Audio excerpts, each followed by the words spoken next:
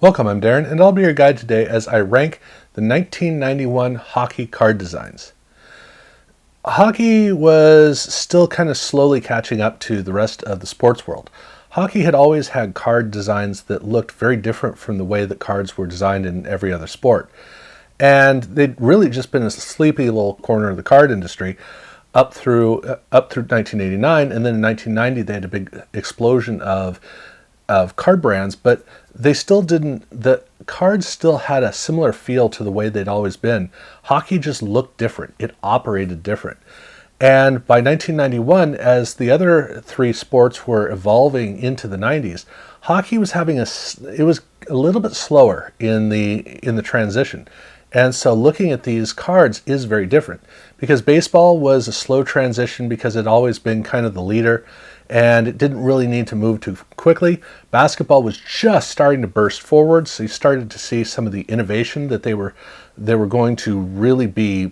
It was really going to be an iconic component of their 90s experience. In football, you were starting to see the whole breadth of that corner of the hobby really expanding out. But in hockey, even though they had a couple of different card brands that were added, there wasn't a lot going on. And when you look at the inserts, there weren't a lot of inserts. There were 10 different insert sets, but it's pretty indicative of the nature of these designs that 4 of them were kind of the same card designs as the main cards in the set. They just had different numbers. Now, true, I will grant you that the Pro Set inserts at least had a full bleed image with nothing on it except for the Pro Set logo, so it was a more simplified version. But I mean, really, they were all just the same as the regular card designs. And the fact that 4 of the 10 were this way really gives you an idea there wasn't a lot going on yet. There'd need to be quite a bit of improvement heading into 1992, and thankfully 1992 would see quite a bit. But for the 91, there are only 6 to talk about. And the first one is Top Scoring Leader, which it used to be the only insert, pretty much the only insert. And the designs really aren't much better. So the big problem that they had with this card design was the main cards in the set had a lot of intricacy in the detailing of how they were designed. And you would think that that would carry across to this card, and it did. But the problem is that they didn't really they didn't do a good job of planning out how the detailing is going to work. So you have a lot of things on the card and you have a lot of bright colors in the border detailing. But it's not very clear, it's too tight to really read too well, and the colors are too bold, which overpowers the whole card. So where you have a big problem with this card is the fact that you can't really see the image because of the detailing. Now, a card border should work as a mat to really enhance, really enunciate the shot of the player. In this case, all of these colors are so bold that they pick up other parts of the image and you can't see the player. And that's pretty much the case. And it's a real sad state to say, because these cards had always been pretty meager, but I think that the 1990 scoring leaders were better than the 91. I think it's as bad as that. So this I can't put any higher than number 6, because I mean, you know, it fails on every level. And then for O-Pee-Chee had a better card. This was a weird one, because in this case they created a card set that showed the expansion players, which was cool. You got cards of the expansion players. And the card design, the only difference really is the big orange box up in the corner, which counters the hockey stick. It's a nice idea. It doesn't work too well, but it is neat that you've got these cards associated with the expansion team. But that was only part of the set. The main part of the set was a bunch of Russian hockey players. And I love these cards. The reason I love it is because this looks like the Iron Curtain. The design looks exactly like the kind of thing that you would see in maybe Russia or Czechoslovakia or Poland or East Germany. It has that quality, that look. And the card reads, I mean, this really does look like it was a card that was printed somewhere behind the Iron Curtain. And having that quality just makes it look neat, but it also makes it feel right. That it really does go with the players. And so that's what I like about the card. Obviously, I don't have it very high on the list, but it's so much better than scoring leaders. But I do like a little bit better the score insert set, which was the Bobby Orr cards. And in this case, the card is a big celebration of the Boston Bruins. I mean, it very much is. You can't, the player shot is not what dominates the card because it's all that yellow, but the player's shot reads well. That's what I like about these cards, is the fact that it does a really good job of creating the space for the images, and the images tend to read beautifully. It's not a big set. There's not a lot going on. It is this is a design by Sledgehammer type card. It works for the case, but I love the images. And so that's what I like about it. Better than the other two sets where you couldn't really see the images. Here you at least can. So props to that, but still Score would have a ways to go. But transitioning from the bottom three to the top three is a very distinct process to go through, because as we now step up to the other Score set, which was Pinnacle, their brand new set, when they launched Pinnacle in football, they did not have any inserts. But when they followed that up with the hockey release, they actually did have some inserts, and just their Team Pinnacle cards. This would end up becoming an insert, a mainstay insert for Pinnacle all the way through to the end. And so here, this is actually the first time that you have Team Pinnacle cards. And the cards are actually really cool.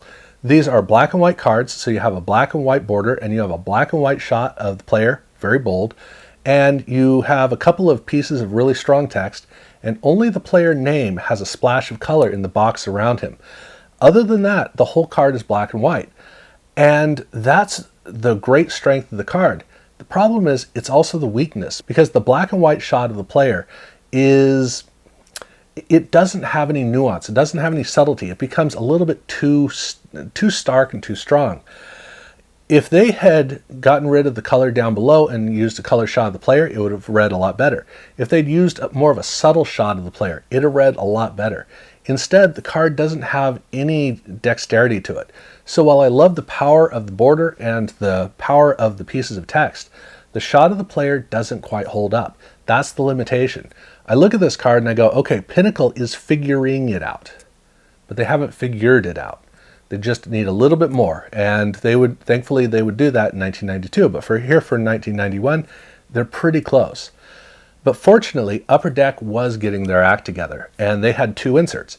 And the holograms are, this is really a wonderful thing to see, because in the previous year, they had done some very complex holograms, which were really cool, but they didn't read well. The technology wasn't quite working, and so the cards were tough to read, tough to really work with. They weren't very interesting. Here, they went kind of in the opposite direction, and they put some detailing around the outside of the card, so there's kind of like a border, and then the shot of the player is not really a hologram. In fact, the only part of the card that actually is a hologram is the trophy. And every single card is based on the trophy, and then the winner of the trophy is the player featured in the card. That's the way it's designed. These cards are all spectral effects with a 3D trophy that's a pretty clunky 3D representation of the trophy. But the cards are very clean, very concise, and they read extremely well, which make these work very well for the holograms or the hologram equivalents. So they're a big improvement. They're not quite resolved to the point where they would need to be. And part of that is that they would want to finally get the technology to do an actual 3D shot. And it would take a few years until they get there. But at least here, they went away from trying too hard, and they actually effectively made a card that actually reads well. It's well built. So it's good, but the best to me is hands down the Hockey Heroes, which is Brett Hull. And the Brett Hull cards, so for every sport, they used a cutout in the border. For the cutout shape itself had something to do with the sport. So in football, it had a football. In basketball, they had a big sphere. Here they have the shield, which is the NHL shield. And that actually makes this card work really well. Now, the rest of the border, the outer portion, is a lot like the Reggie Jackson cards from 1989. But it's not as clunky as the Reggie Jackson cards because the shield creates a lot of interest. But the big thing that it does is it allows the trick that they play where the player pops out of frame. It makes that stand out so it becomes distinctive, and the player, or Brett Hull, is a very clear part of the card. It does the whole point of bringing him out of frame. It does the very thing that's supposed to do. It works, which makes this card a more dynamic version than most of the other Heroes cards that Upper Deck had made. So I love the fact that they actually got it to work. Is it the best Heroes card? I'll be looking at that in the best of, but obviously this will be part of the discussion of the best of 1991 inserts. But that is where I rank all of the inserts for 1991 in hockey. I'll be looking at the baseball inserts coming up, and then the worst of and the best of. I'll be doing that in the next couple of weeks, so definitely look out for it.